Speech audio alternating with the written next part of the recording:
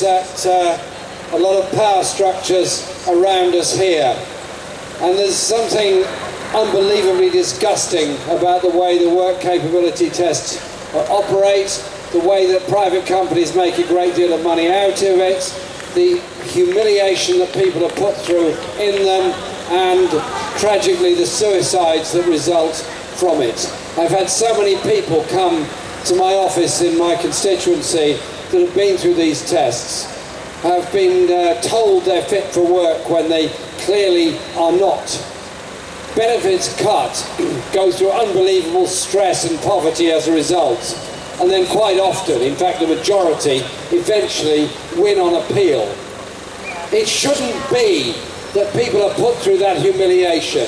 It costs more to humiliate people, make them poor, make them stressful, and then reinstate the benefits that should never, ever have been taken away from them in the first place. And so, what do we do about it?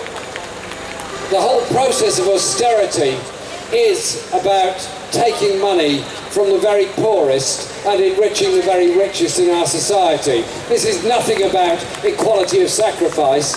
The sacrifices are greatest of those least able to bear them, and least for those most able to bear them.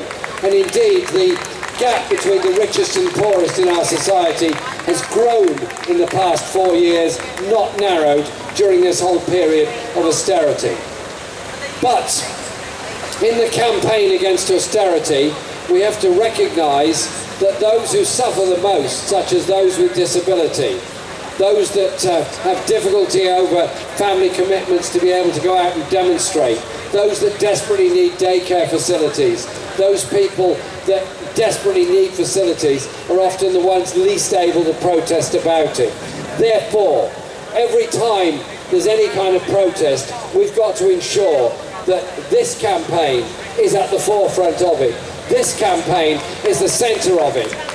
Because if a society that prides itself on its inclusivity and being a welfare state cannot look after those people that most need that support, most need those day centres and all the other very important services, if they are not looked after, then we're all the poorer and weaker as a society for it.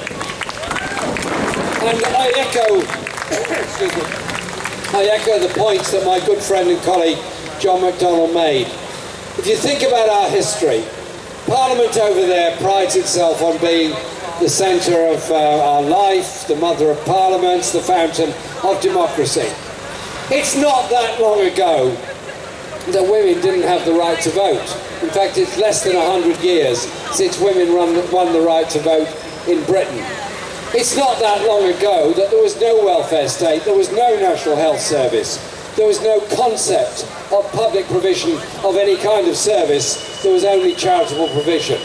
Did those things all come about because MPs suddenly woke up one day and said, goodness, we need a National Health Service, goodness, we need council housing, goodness, we need universal benefits? No.